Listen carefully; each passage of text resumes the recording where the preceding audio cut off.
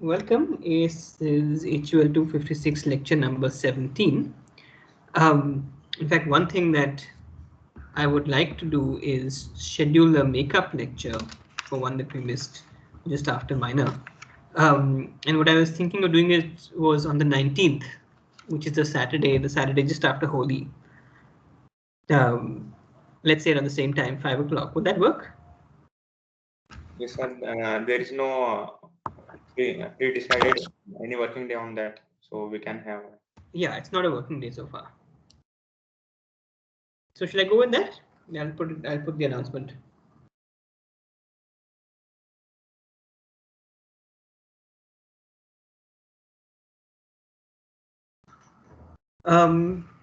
Okay, so I have to apologize. I have the sense, I don't know if you guys have that sense, but this section on science has been dragging on a little bit, I think.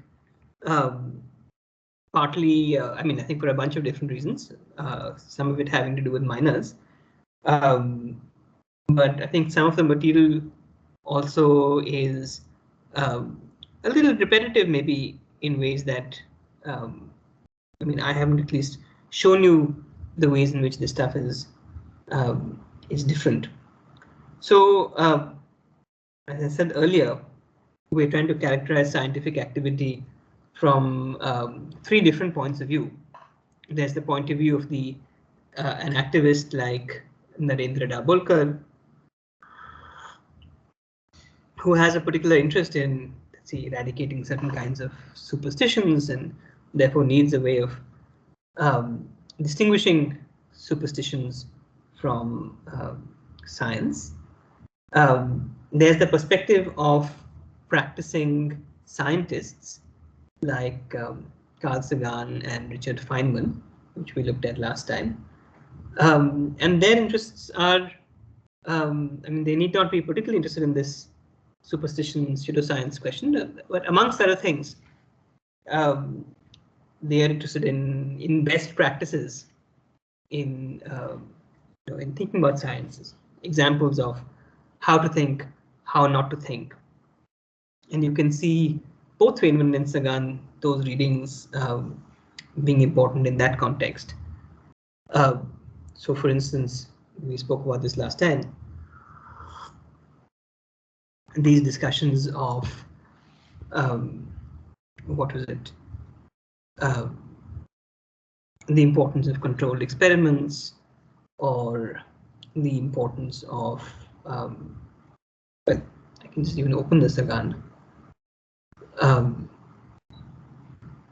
Concerns about preferring simpler hypotheses to more complicated ones, and so forth. We saw in Feynman, we didn't talk about it, but if you look at the reading, he has this towards the end of the reading talks about this example involving the mice. Do you remember that example? So, do you have any citations about that example? I tried to find. I wanted to find it. I haven't looked. I thought I'd look for it. I couldn't find it at all. Like nothing about Young. Really? Yeah, and like I found a few threads which talk about other people not being able to find it either. How interesting, huh? So like either really nobody in psychology ever paid attention to that, and so it's not even available, or maybe Finman misremembered or something, like, or made it up or something. That's kind of crazy. Yeah. Oh, I'm glad that you went and did that. It was in my mind to say, look, let me try and find the original article. But Aditya, since you spoke, why don't you just remind us of what the example was and what the significance was for Feynman? So basically the example went something like a person wanted to train rats to go always to the third door from which they were released in a maze. And then he tried many different things, and so he discovered what all the rats essentially pay attention to, like the way the maze sounds, the lights of the surrounding room, various smells. And so Finman basically said that nobody in psychology paid attention to this, but this is extremely important because this tells you what all is important and what you have to control for if you are doing an experiment with rats. And part of the general point is a point about, I think, conducting experiments so that they're easily replicable. And so I'm not sure if this is about replicability. Well, the thought is that if you're doing another experiment along the same lines, you make sure that well, yeah. So I guess there are two things. One is you eliminate these confounding variables to make sure that you're only catching the thing you want to catch. And the second, then the next thing is, okay, when you're running that experiment again, you make sure that these factors are also not accounted for. That's fair enough. So you can think of these as being like, just aspects of good scientific practice, which one can think of science, quite broadly conceived, right? It doesn't have to be the kind of activity that somebody with a PhD in some science is carrying out. So that's the second thing to introduce you to. And then the third, as I said before, is to introduce you to some complexities in thinking about the nature of science itself. It's not a straightforward question. But primarily, again, the point of this whole exercise of teaching this stuff in the context of critical thinking is that this has historically been seen quite influentially as a paradigm, as a key example of good thinking that involves thinking for oneself as opposed to relying on things like scripture or quote unquote blind faith. Again, all of those statements can be qualified, and you'll see sort of challenges to them. But that's a in some ways a traditional understanding of critical thinking, and the place of the hero would be like a Galileo or a Copernicus or a Darwin standing up for what they believe, even though it goes against orthodoxy around them. So now we are moving to the perspective of philosophers of science, and the dominant assumption about from philosophers of science is that science indeed is some kind of privileged activity. That is, scientific activity is a special way of coming to know about the world, and it's superior in many respects. And then the task of the philosopher of science is to characterize what that activity is in a way to show why it has been successful. And as you'll see in that reading by Hempel, philosophers of science often take some particular example that strikes us as an example of good reasoning, and then try and abstract away what those lessons are, and think about the extent to which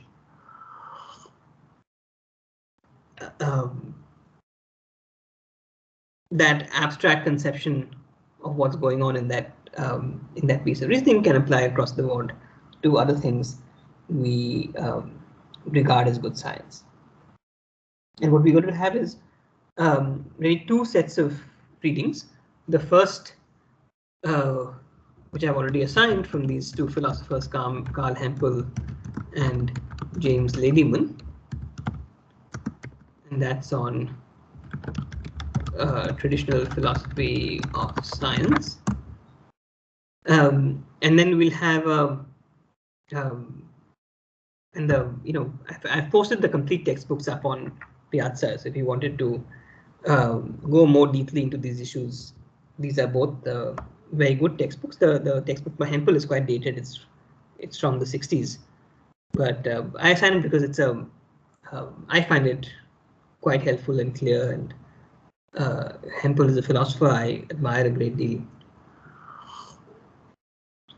So yeah, so that's the first set of readings, is giving you a jhalak of some of the basic questions in philosophy of science. And the second pair of readings are going to have with Paul Thagard and Anthony Appia. That's going to be on science versus pseudoscience / superstition. So Thagard is going to present one theory about why he thinks or what he thinks the difference is between science and superstition. And Appia, who's incidentally one of my teachers, has a very nice short chapter that tries to undermine some of the confidence that one might have in the scientific enterprise. So the first two sets of reading by Ladyman, which I've assigned for, well, I've assigned one chapter from James Ladyman. I'll share my screen.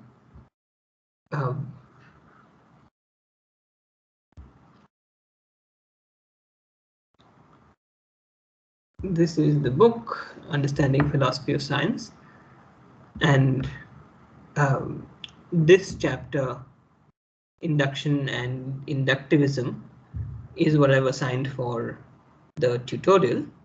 We'll talk about it a little bit today, but it's this chapter, the chapter on falsificationism, that we will discuss on Saturday, which is a working day, and then probably continue on to Monday. This chapter introduces this notion of falsificationism, which is attributed to this philosopher, Karl Popper, who's a name I've mentioned to you before.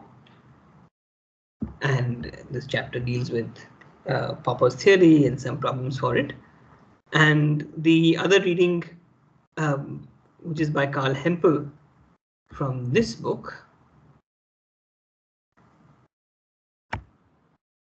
Philosophy of Natural Science, from I think sometime in 1963, 1966, presents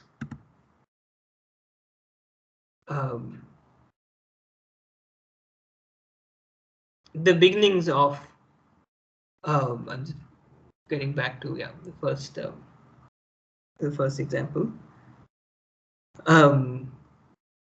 a sketch of a theory that's sometimes known as the hypothetical.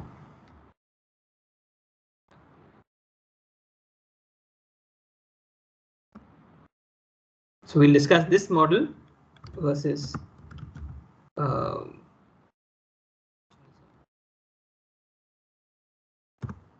as two theories of sort of what is the distinctive mark of science. They're not the only theories, and they're important objections to each of these. And I'm keen that you see those objections, you get a sense of the subtleties of these questions involved. I'm teaching a class in the philosophy of science next semester, which will just be, we'll probably just go through the whole of the Ladyman textbook with, or a large chunk of it with some supplementary material. Anyway, so after we do all this, after we finish off this whole stuff of reading from Hempel to Appia, I'm still trying to decide this. We may do a week worth of kind of more general reading on the kind of reasoning that's involved, that these guys are presenting to us as scientific reasoning, which to you that's familiar to you might be called inductive reasoning, contrasted with deductive.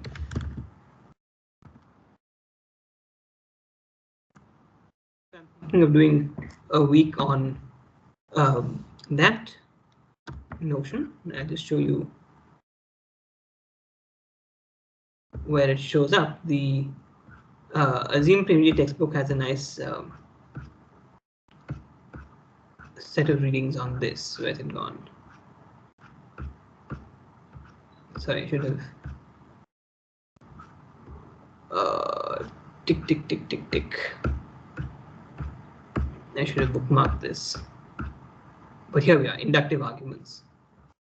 So I think it's been a week of inductive arguments, and then it's kind of generalization of some of this material, and then we'll go into the last couple of weeks talking about data. Okay, so that's the big picture overview, and let me then turn to this material by Carl Hempel, which examines the case of Semmelweis.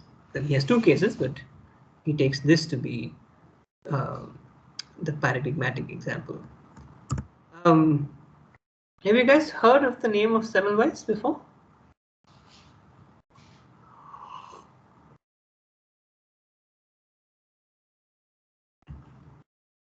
No? Okay.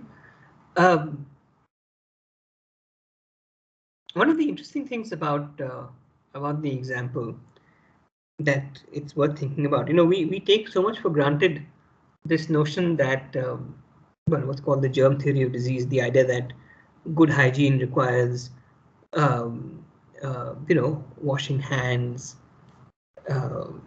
disinfecting one's hands, and it's worth recalling that that wasn't always common sense. And Semmelweis is really, in this Western kind of tradition, the person who first starts introducing the notion of hand washing as being an important protocol in a medical context. And in fact, he's laughed out of court. Nobody actually believes him, and he dies kind of. He's sent off into an asylum, and then unfortunately he dies. He has some kind of, I think he gets beaten up there. That's it's a very depressing story at some level, and it's only much later. So maybe 50 years later, I can't remember the dates, where you have some kind of theoretical account that sort of validates his findings, and that theoretical account we would now call the germ theory of disease.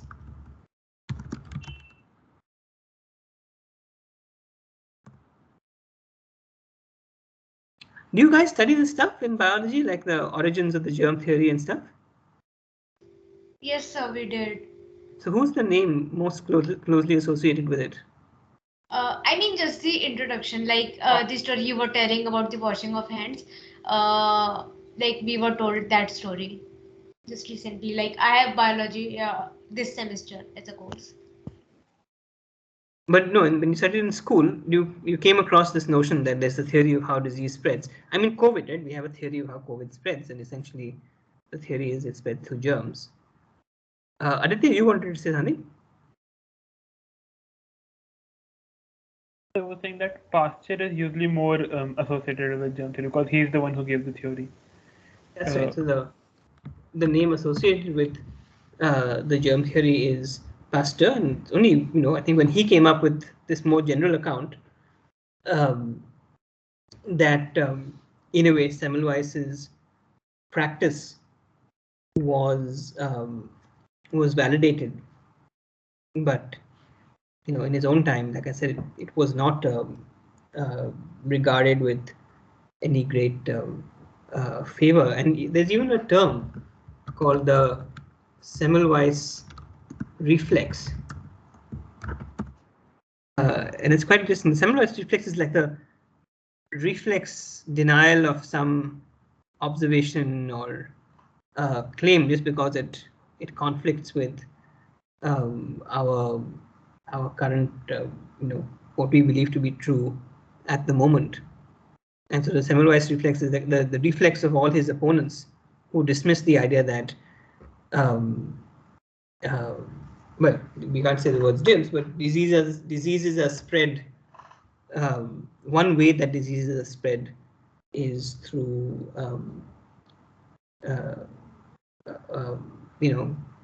infections carried by hand, and that therefore disinfecting one's hands is one way to reduce the spread of disease. So this is an extremely controversial theory when it was propagated. And again, one thing that I wanted to see, it's maybe hard to put yourself in the shoes of one of Semmelweis's opponents at that time, or put yourself in the shoes of somebody who hasn't been introduced to the theory and think, wow, these small little invisible creatures who carry disease. Well, show them to me, give me some kind of proof that they exist. We take them for granted, but they're not really part of our day-to-day experience in the same way that we experience the sun as literally rising in the east. We don't experience ourselves as revolving around the sun or rotating around an axis. And so, when a scientific theory says these things, in fact, they don't match up in some at least straightforward way with what our observations are. And therefore, that very quick characterization by Dabolkar of science is essentially concerned with observation and experiment. Maybe that's too quick a characterization of what's going on. Anyway, so that's one thing to say in the broad outlines about Semmelweis's theory. The other thing, I don't know if it struck you, was like, you think like how dangerous it was for women to give birth, in Vienna at this time, right? 1847. Just think about. There's one thing that was particularly horrifying, I thought. Well, one occasion, he and his associates, they disinfected their hands. They examined somebody who had cervical cancer, and then 11 out of 12 of the women whom they examined after that died. So, it's said that really until the invention of antibiotics, it's not clear, like, whether medical science saved that many lives as opposed to the lives it took. We take the authority of medicine to be quite strong, right? And again, think about these various directives in the case of COVID, what one should do, COVID protocols. We take all of that for granted because we believe in the authority of these institutions. But it's worth pointing out that these institutions have often failed, and failed maybe quite remarkably. I mean, if you think about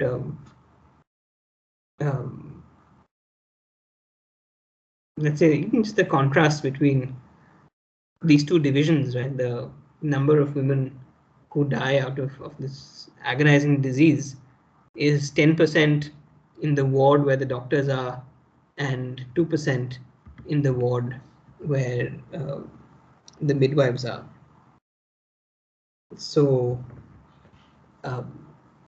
that's something to keep in mind as well. Yeah, Aditya.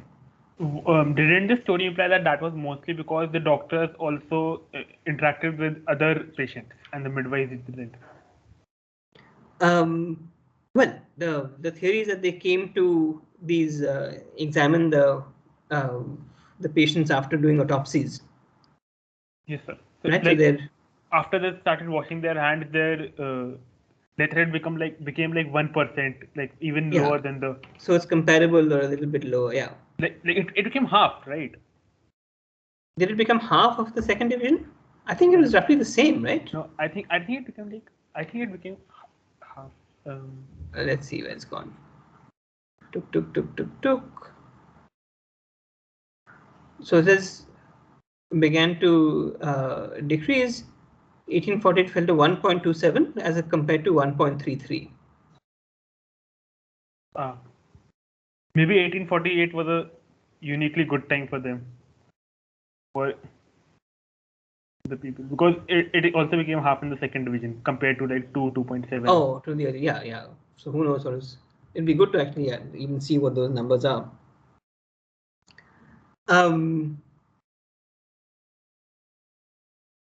But yeah, just to think that in it, before Semmelweis, you just had a better chance of surviving childbirth if you were not being treated by doctors than if you were. And there's this really sad thing, where he says that there's that overcrowding hypothesis, and part of the reason that there is an overcrowding, well, there isn't overcrowding here. That it's much heavier in the second division partly because people are desperate to avoid going to doctors in the first division. And you remember, like, women giving childbirth on the street, like, they are better off than women going to doctors in this division. So that's it's kind of crazy, and who knows how widespread this was. But it's not that long. It was 150 years ago. Okay. I'm not sure where I read it, but I read something like till 1900, the only thing doctors had that work was lies, or the placebo effect. Oh, really? Okay. Yeah, I wouldn't be surprised. Yeah. Like to a first approximation, right? Because almost all of their theories were wrong for one, and like that's when we started discovering antibiotics, which were some of the first ones which were really effective. And essentially the point was that is why doctors still lie nowadays, because they found one thing that works. manner is something which has been handed down for the longest. Interesting. Yeah, I wouldn't be surprised if it's still one of the most effective elements in our arsenal. Intervention. But again, like, I just, as I was talking to you guys, I was thinking about this parallel between kind of governmental authority and scientific authority. And one of the lessons of a Chomsky style lesson about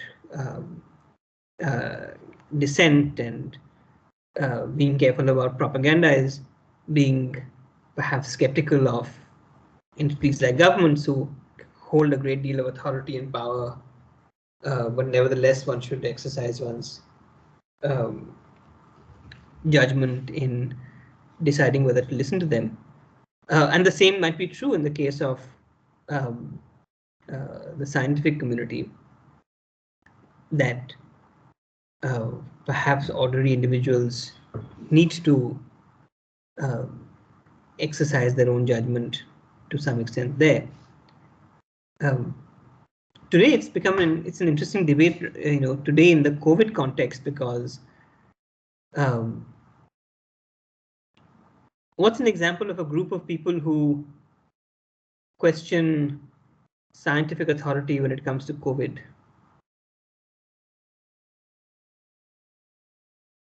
The most salient example is probably anti-vaxxers, because or the anti-maskers.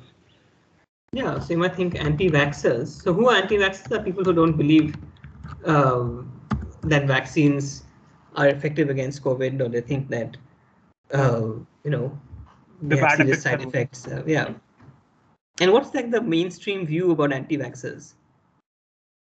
That mostly that they're stupid and stuff. Right. That there's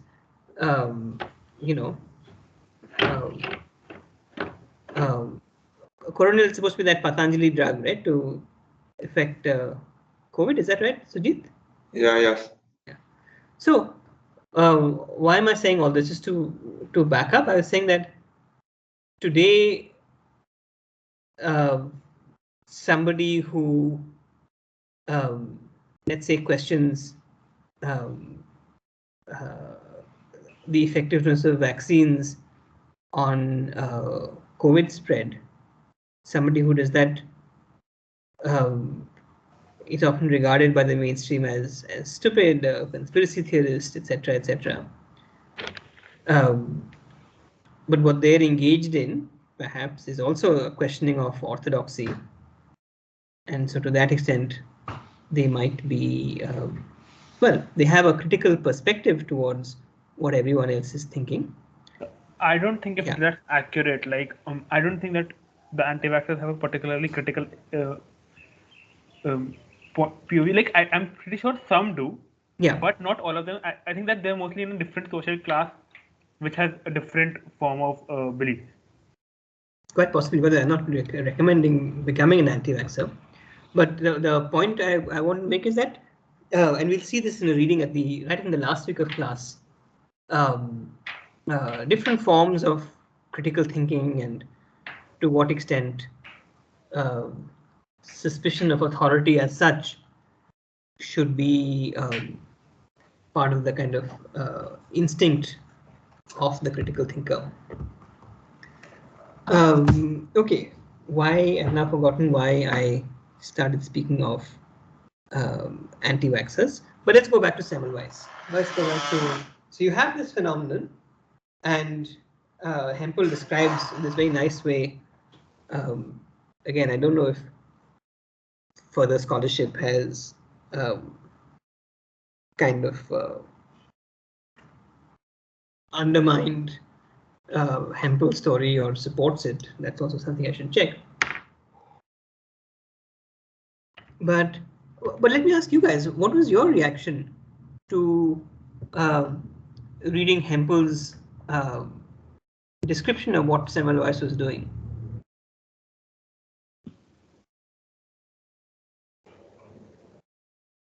Yeah, Aditya, go ahead.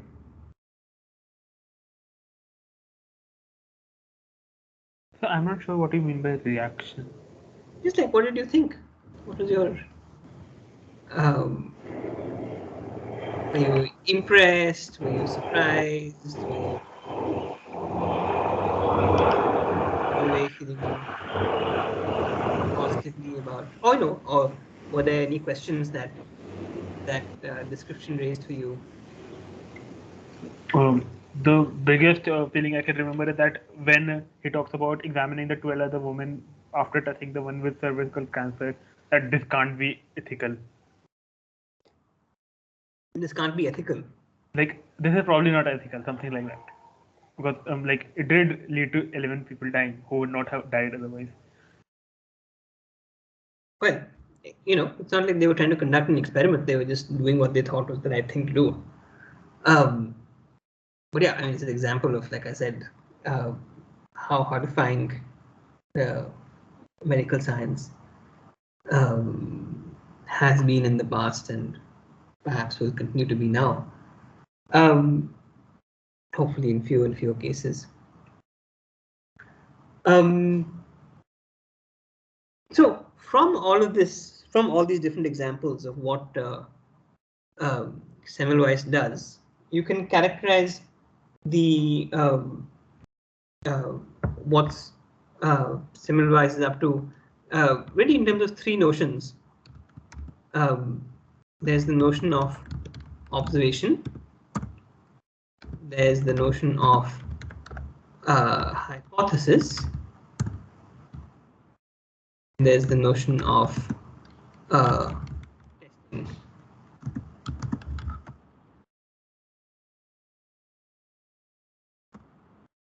Right, where a hypothesis is some kind of statement that's purporting to explain some phenomenon. For instance, why are so many women dying of childbed fever in the first division? And Hempel considers or describes Semmelweis as considering a range of possibilities, right? there's an epidemic, there's overcrowding, it's because of the position at childbirth, because of this priest who comes around and with the bell for comes around to women who are dying, and the thought is that other women in childbirth listen to this, they get psychologically affected and form a disease at that point. And then, well, the question is, how do you go about testing these hypotheses? So these are all different hypotheses for why women are dying in the first division, and Semmelweis is devising a series of tests for that hypothesis. And sometimes the test is straightforward. It's just somebody says, "Hey, these women are dying because the first division is too crowded." He says, "Look, it's less crowded than the second division, and the second division is doing much better on this front." And so you have to throw out that hypothesis. So that's what then Hempel comes to. Well, yeah. So sorry. So in one kind of case, you throw out the hypothesis because it has implications which conflict with the data, conflict with what you already observe. In another kind of case, you have a hypothesis, and you can test the hypothesis by intervening in the world in some way, right? So in the case of the priest, well, okay, here's the hypothesis. The mechanism is people get scared because they hear the priest's bell. Well, okay, let's ask the priest not to ring his bell. Does that change the result of does that change the number of deaths in the first division? If not, then that can't be why women are dying in this way. So Hempel has this nice characterization. If this conjecture should be true, then adoption of this position will reduce mortality. You do an observation or you do an experiment, and if that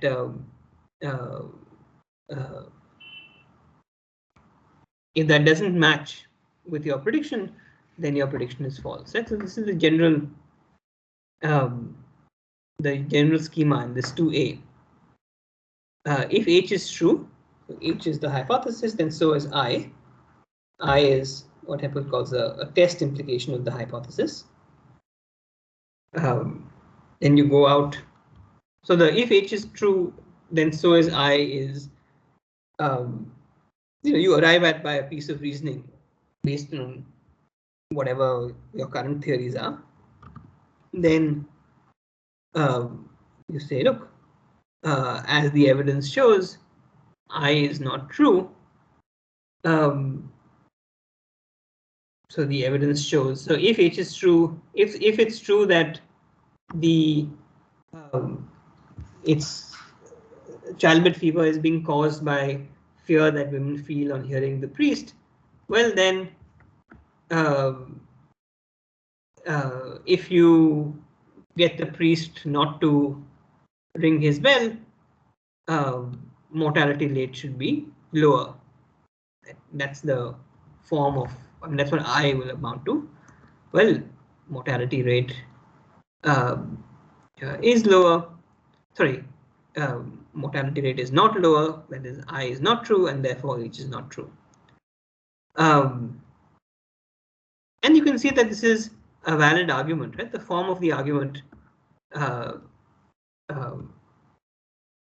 valid. If H, then I.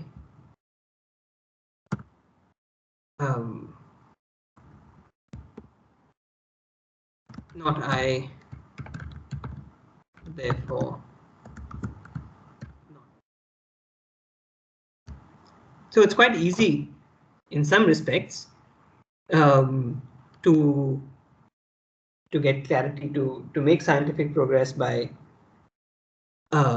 throwing out hypotheses that don't match with well, by testing hypotheses and throwing them out if they don't match with the evidence. Or at least that's Hempel's kind of picture. We'll see that there's an important challenge to this idea. What happens when some observation bears out a hypothesis? What can we say there?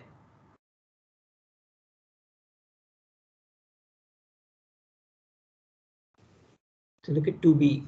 So that Yeah. the hypothesis might be true, like only that we haven't ruled it out yet, and a bit that it is somewhat more likely to be true.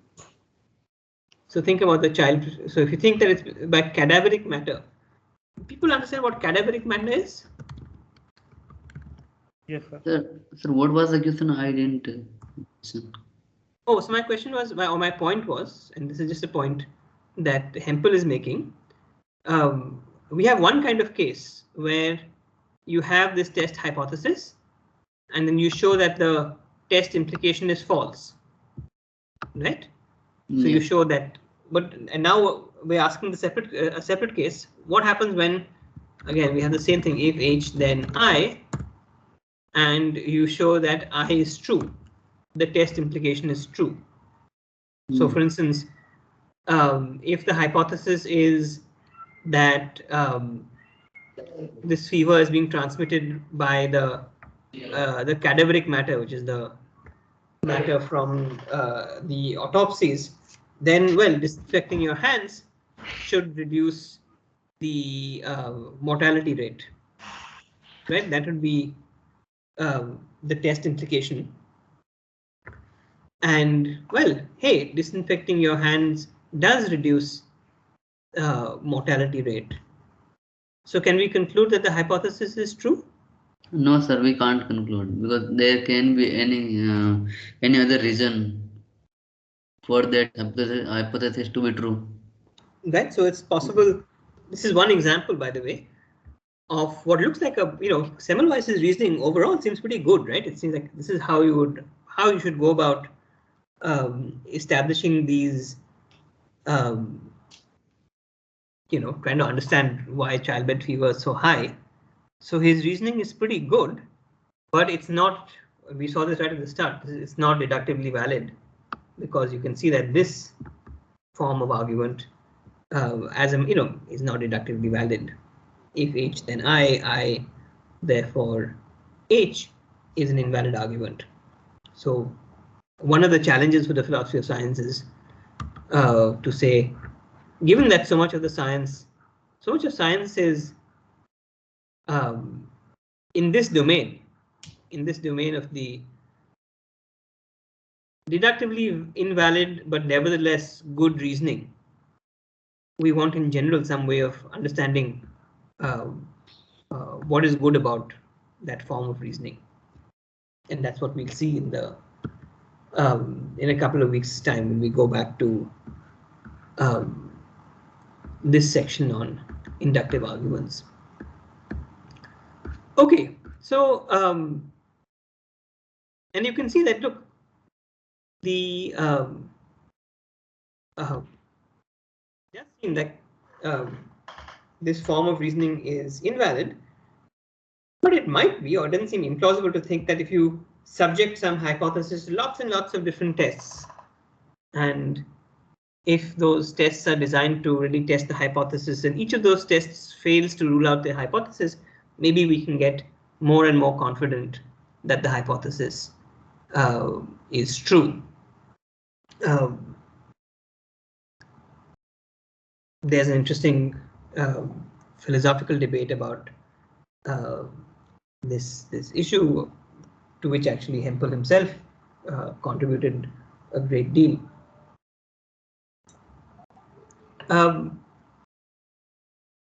Okay, so we'll see what is to be said about that kind of case.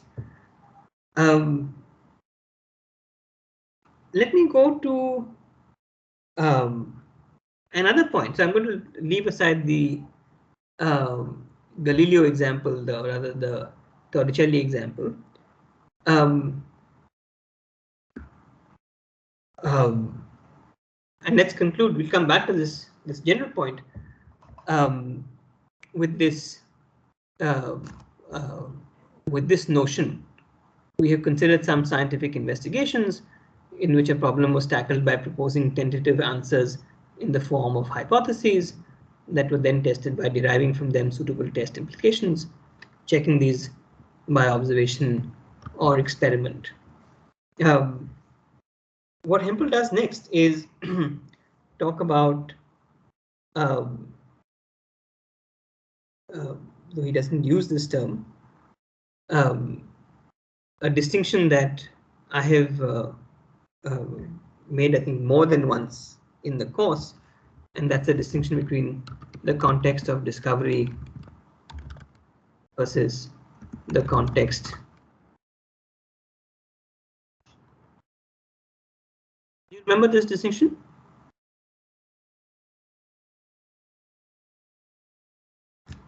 Anyone want to state it for us?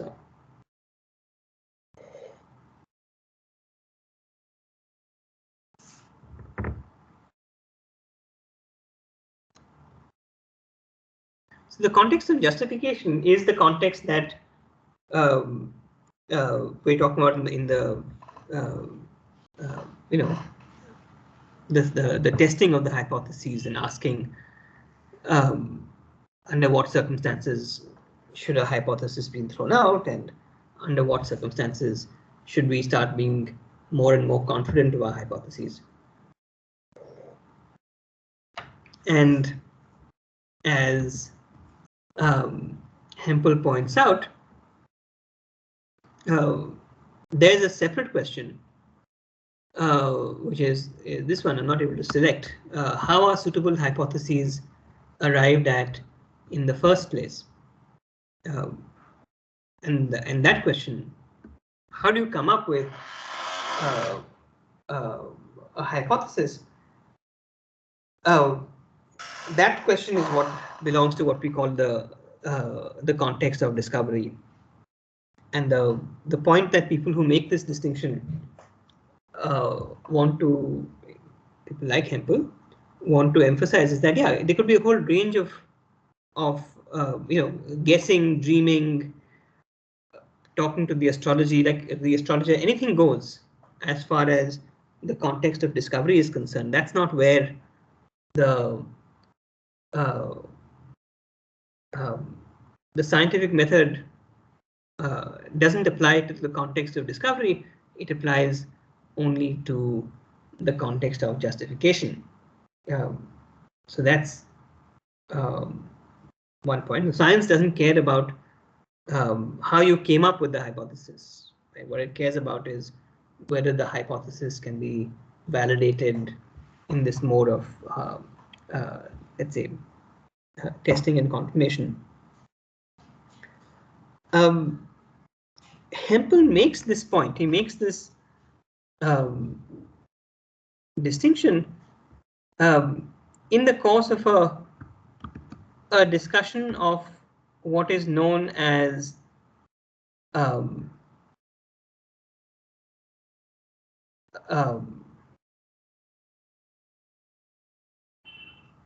inductivism. And why don't we have somebody read out this passage? From where, sir? I will be reading. Just read from If We Try to Imagine. If we try to imagine how a mind of superhuman power and reach, but normal so far as the logical processes of its thought are concerned, would use the scientific method, that the process would be as follows. First, all facts would be observed and recorded without selection or a priori guess as to their relative importance. Secondly, the observed and recorded facts would be analyzed compared and classified without hypotheses or postulates other than those necessarily involved in the logic of thought. Third, from this analysis of the facts, generalizations would be inductively drawn as to the relations classificatory or causal between them. Fourth, further research would be deductive as well as inductive, employing inferences from previously established generalizations. Okay, so why don't you read the next paragraph?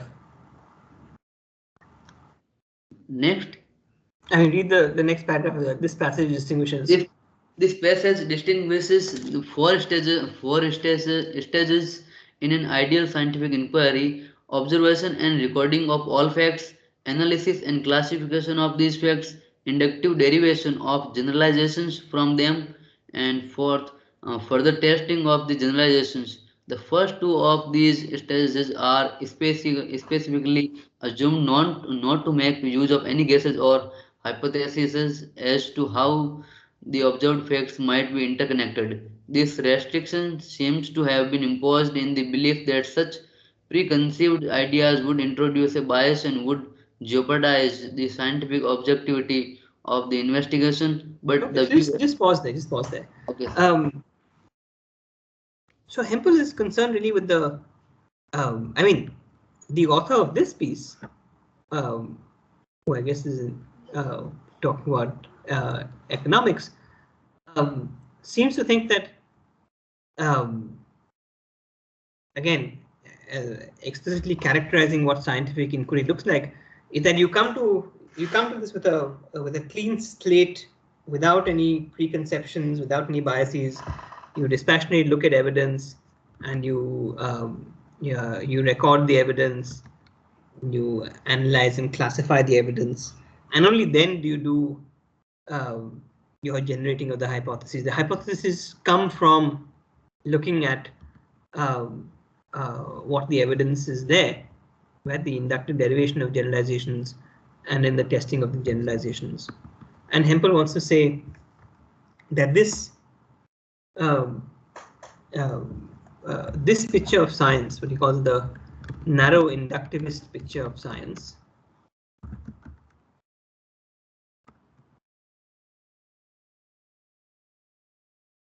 thinks that that's problematic. Why does he think that it's problematic? That ideal scientific inquiry should involve 1 and 2. What's the problem? For Hempel, that is.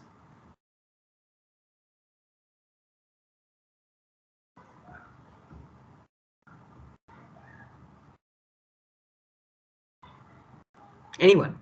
Maybe because these are kind of like concerned with understanding the world that already exists around us, and much less with inventions. Like if we are to come up with something new, you have to be a bit beyond, like you have to think a bit beyond, like in those stages, that observation and recording all the facts, that kind of thing. It wouldn't give you by itself. That's possible, but I don't think that's the main problem that Hempel has. Anyone else?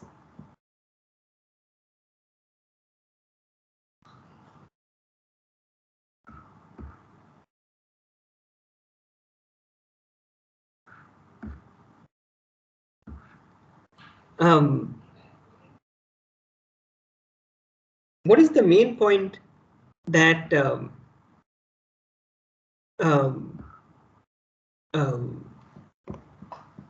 that Hempel is after? He thinks that this kind of inquiry, the 1 and 2 observation and recording of all facts and analysis and classification of these facts, that's just too big a task. It's so big that just the specification of a general problem is not going to be enough to help you select which facts you want to look at. Right. So he says here. To be fair, the quoted paragraph does mention superhuman. It seems like Hempel is assuming that what humans should do, while the quoted paragraph is more about what an ideal not exactly human, but an ideal process could do. Like, because it talks about a mind of superhuman power and reach. Oh, that's a nice catch. The question would then be whether what humans should do is try and be as superhuman as possible, right? Just go in that further direction. The issue is that direction the ideal to which we should go?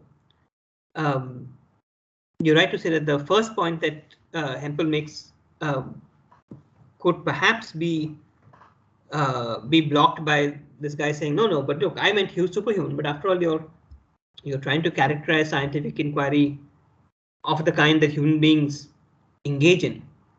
So I don't know how useful that that move will be. We'll talk a little bit, by the way. Let me come back to this because in some ways I think things have changed now with machine learning. But let me come back to that. So one of the things he says that look, there seems to be like a whole range of facts, right? All the grains of sands and all the deserts and all the beaches. Like, should we record their shapes, weights, etc.? You might think, look, let's just try and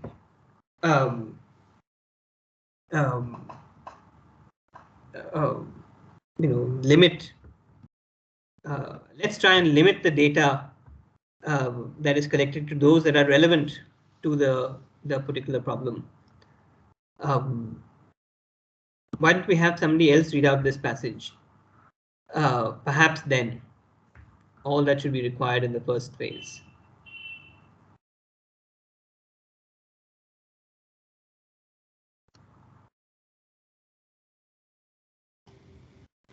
Perhaps then all that should be required in the first phase is that all the relevant facts be collected. But relevant to what? Though the author does not mention this, let us suppose that the inquiry is concerned with a specific problem. Should we not then begin by collecting all the facts, or better, all available data relevant to that problem? This notion still makes no clear sense. Similby is thought to solve one specific problem, yet he collected quite different kinds of data at different stages of his inquiry, and rightly so. For what particular sorts of data is it reasonable to collect is not determined by the problem under study, but by a tentative answer to it that the investigator entertains in the form of a conjecture or hypothesis. Given the conjecture that mortality from childbed fever was increased by terrifying appearance of the priest and his attendant with the death bell, it was relevant to collect data on the consequences of having the priest change his routine. But it would not have been totally irrelevant to check what would have happened if doctors and students disinfected their hands before examining their patients.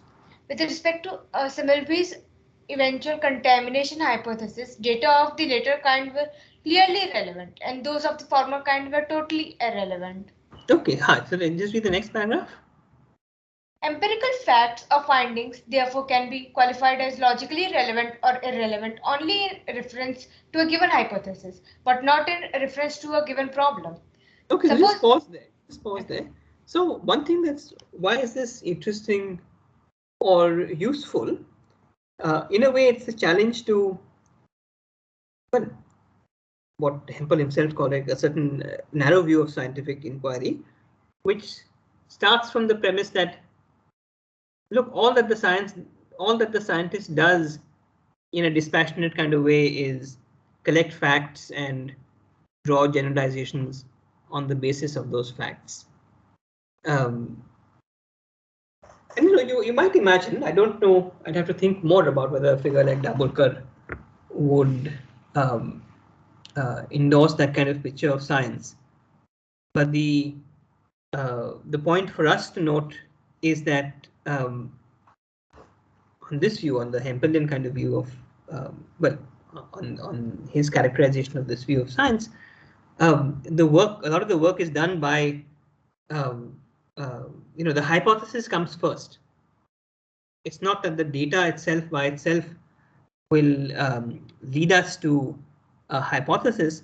but it's the hypothesis that's going to tell us where to look, because the hypothesis is going to tell us, look, well, look at the data that's relevant to the confirmation or disconfirmation of the hypothesis. Right? Our earlier examples suggest an answer. A finding is relevant to H if either its occurrence or its non-occurrence can be inferred from H. How many of you, by the way, do work on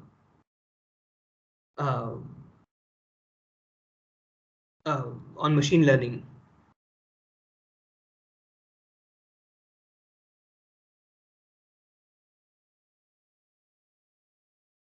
Sir? I said, how many of you work on machine learning? Have some experience of? I have not experience of machine learning, but maybe after some months I will be. Have. Sujit has, and Aditya, you have some? So I have done a bit. So I don't know. This is a question to follow up. It might be now, with the amount of computing power that people have, that's something closer to the the description that Hempel is questioning. Maybe something closer to it is possible. That is, you have this extremely large data set, and you can run an algorithm on it, and the algorithm is able to trace patterns between the various variables involved that independently of any prior hypothesis. Is that something that can happen or happens? You guys, are you familiar? That is sort of how some machine learning stuff works. Like you just give it a lot of data, and it has it just then sort of connects the data into ways that sort of make sense. But I wouldn't I would not call it exactly the similar thing. It is more about correlations than anything else. So good. One of the criticisms of or questions about machine learning is, whether you're getting anything more than correlations. You make it very sophisticated correlations, for instance, between, it might be that data on what a person looks like is very closely correlated to their propensity for some disease, and maybe it's only possible to see that correlation if you have a huge number of photographs of people and blood tests results of those people, and a machine learning algorithm might say, look, this is people whose face has this feature are more likely to have to get this disease. I think what I disagree with here that the machine learning program will not say this. Like, it is very hard for you to reverse engineer the relating neural net like this. You can get a program which, if you will give it a face, it will tell you with some probability with some characters whether they have the disease or not. But you won't be exactly be able to check what they check in the face unless you can do it separately also. That's what I'm saying, that what you get might be the correlation and what factors correlate with what, but you won't get an explanation for why that's so. So not only you don't get an explanation, you also don't get what exactly the correlation is. You just get a machine which can tell you yes or no. It is very difficult to reverse engineer that machine and make it tell that these are the numbers which matter. I see. So you're saying that you can't even figure out what the correlation is between what you can in an abstract kind of way, but you now have the power to make a discrimination between different kinds of cases without saying on what basis those cases are being made. Yes, sir. Sujit. Yes, sir. Regarding same, when I thought about that, I can actually don't know what the correlation is going to be. Then I asked one of my friends who is better at ML, and then he said that all things can be explained if you read the research papers on explainable AI. Okay, hang on 1 second. Somebody's ringing the doorbell very strongly, so I'm just going to check it out.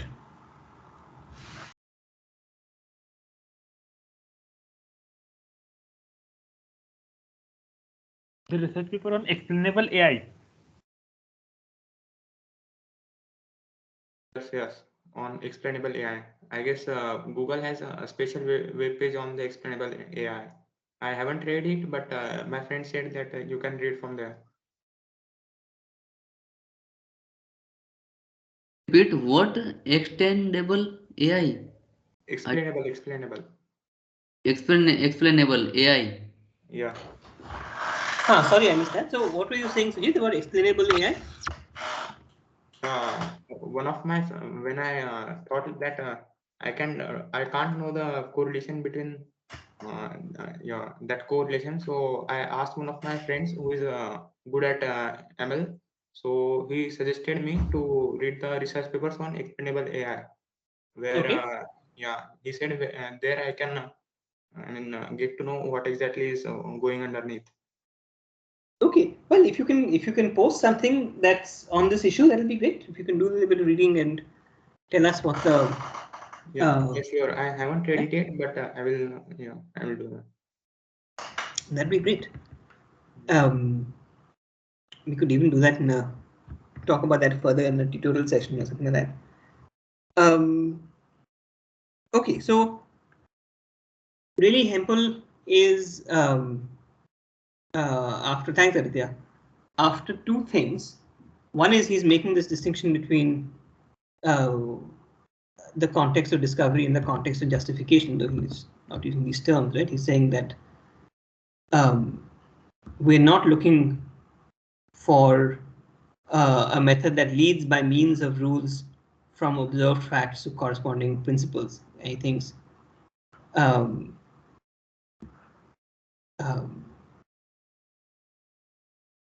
well, they couldn't be, and you know, they're interesting theoretical reasons, and I won't go into um, right now for why it might be difficult to find a mechanical procedure for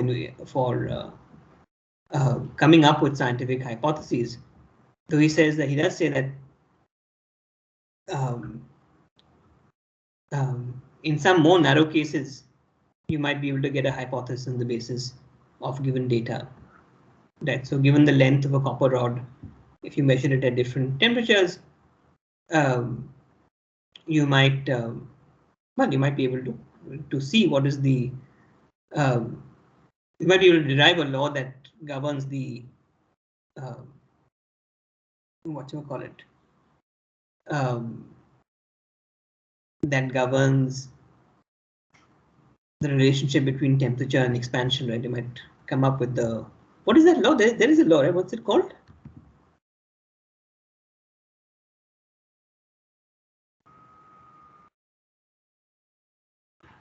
Stephen Law. Is that what it is? No. That's regarding. Sorry. It's a thermal expansion law that the rate of thermal expansion is proportional to the temperature difference. And there'll be some constant for the different materials that are being I used. mean, it's a three law of for a material which is linear, then there is linear expansion, then volumetric expansion and areal expansion and different coefficient of that kind of thing. So you might get it for some particular material, you might be able to get that law on the basis of quote unquote raw data. But the point is that, as he says at the bottom of this page, the choice of associated values of temperature and length already presuppose a guiding hypothesis, namely that with each value of the temperature, exactly one value is associated, so that its length is indeed a function of its temperature alone.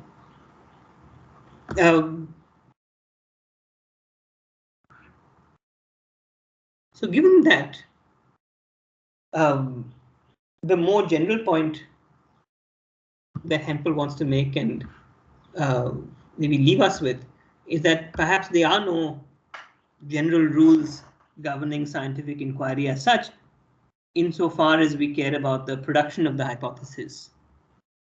And so if somebody says, hey, here's why I'm looking at outside my window and I see birds that come, I put some bajra and some whatever leftover roti there, and some birds will eat the bajra and some won't. And I tell my friend that the reason such and such bird doesn't eat the bajra is it doesn't like the smell. And the friend asks me, well, what makes you think that, or how did you come up with that theory? And I say, hey, I didn't really, I just randomly came across that example. The fact that I came across it randomly, that's not evidence either for the hypothesis or against the hypothesis. And to the extent that it's a scientific hypothesis, its relevance comes purely from the fact that it will be, is it capable of further testing or not? In this case, perhaps it can.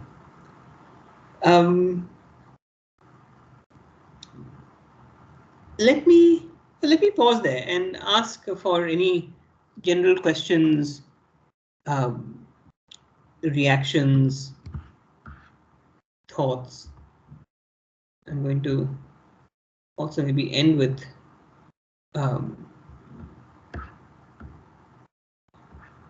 something from Ladymon. But for the moment, anything on Hempel? Otherwise, we'll go and talk a little bit about the Ladymon piece I assigned for tutorial.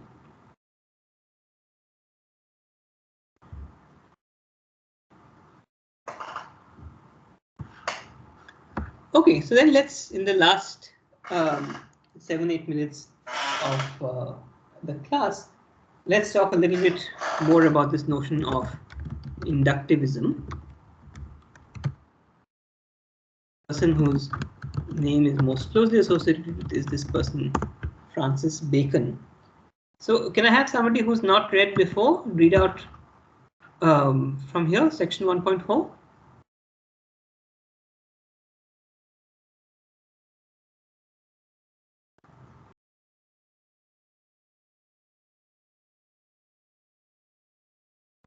And some of this is just restatement, but I think it's useful for some of these notions to be restated.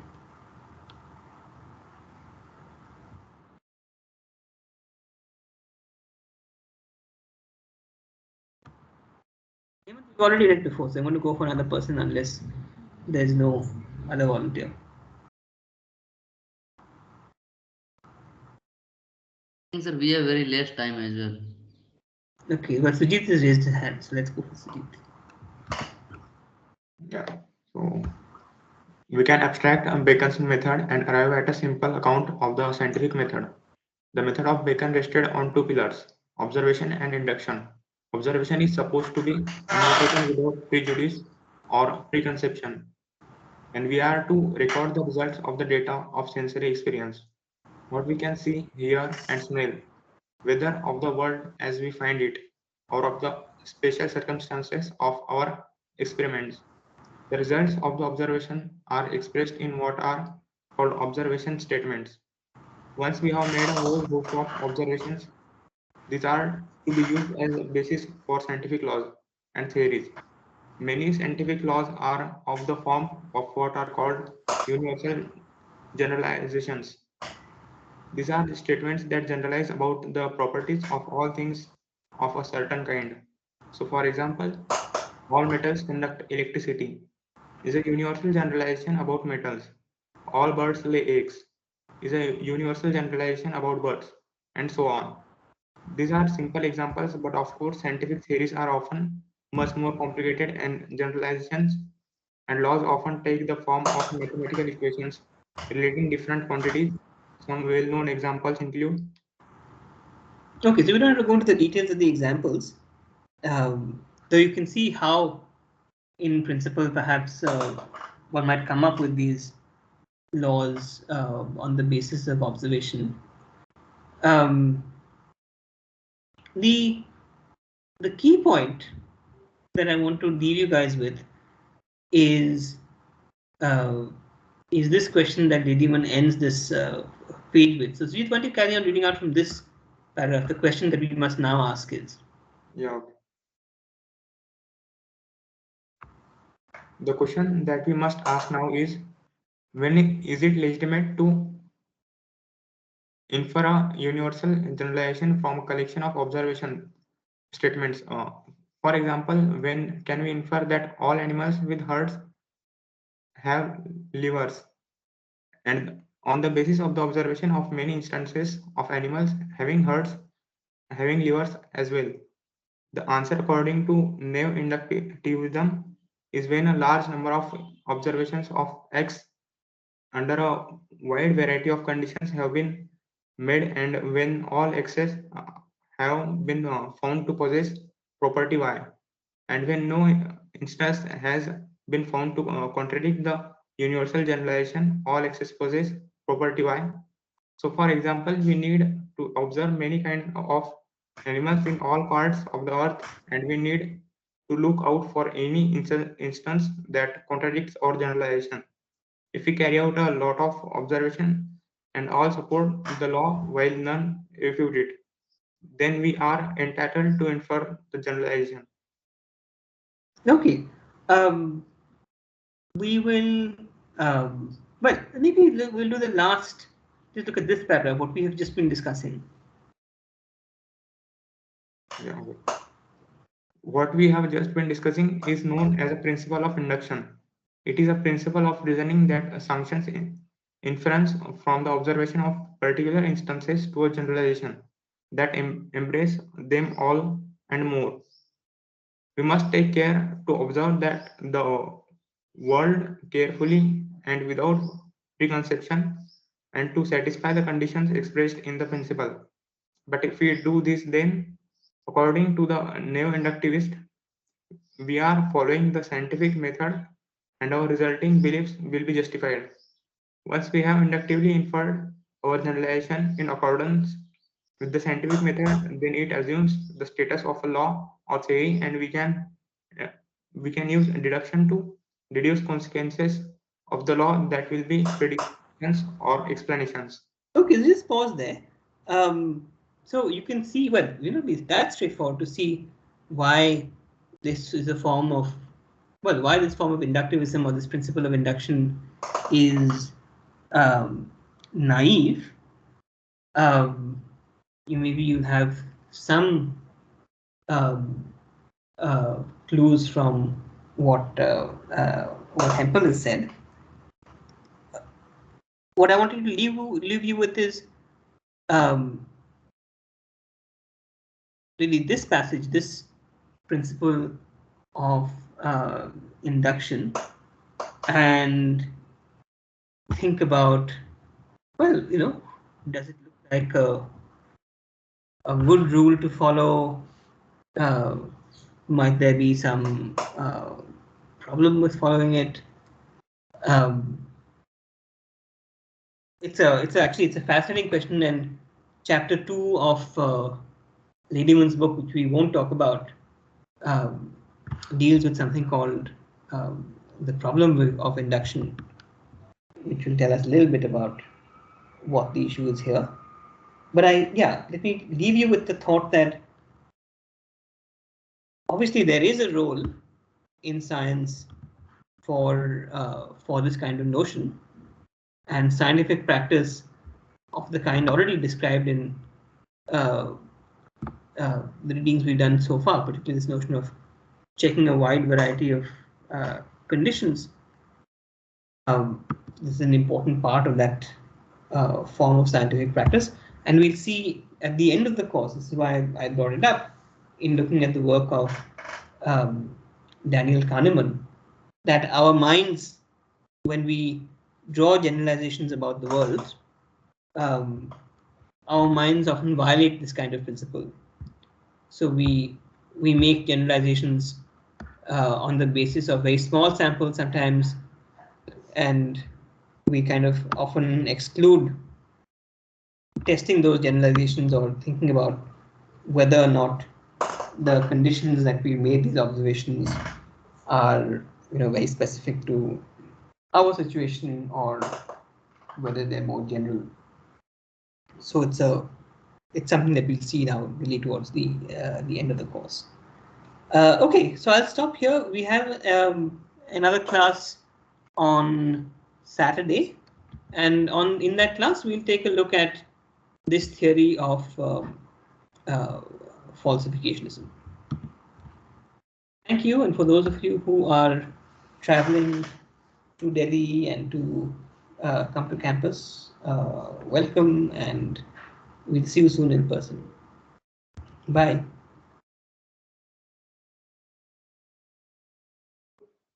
Bye. Thank you, Bye. sir. Thank you, sir.